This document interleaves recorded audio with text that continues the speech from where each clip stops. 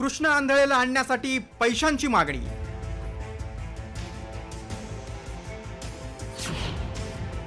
पैसे दिले, वाट पाहिली, पण कुणी आलंच नाही.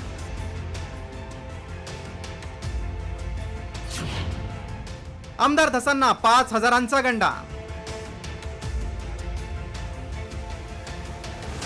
सरपंच संतोष देशमुख हत्या प्रकरणातील आरोपी कृष्ण आंधळे तब्बल गेल्या 80 दिवसांपासून फरार आहे आणि पोलीस शोध सुरू आहे.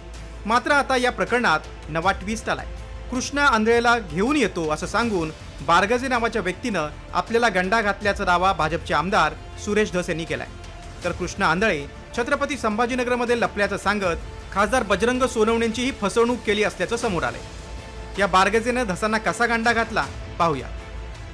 बारगजे नावाच्या व्यक्तीनं आमदार सुरेश धस यांना फोन केला. आंधळेला कॅबमधून आणण्यासाठी बारगजेनं पैशांची मागणी केली. धस यांनी बारगजेला 5,000 रुपये पाठवले.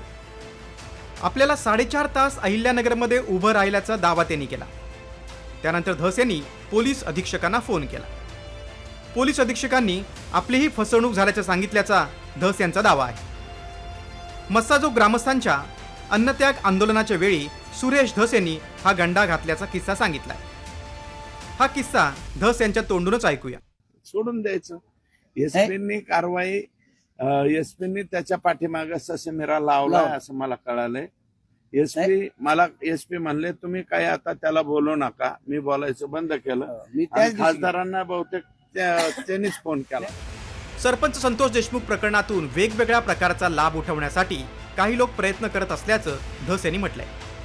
धसांना गंडा घालणाऱ्या बारगजे या व्यक्तीचा माग पोलीस काढतायत. मात्र आमदार आणि पोलीस अधीक्षक यांचीच जर अशी फसवणूक होत असेल तर सर्वसामान्यांचे काय हाल होत असतील याची फक्त कल्पनाच केलेली बरी. ब्युरो रिपोर्ट, साम टीव्ही न्यूज.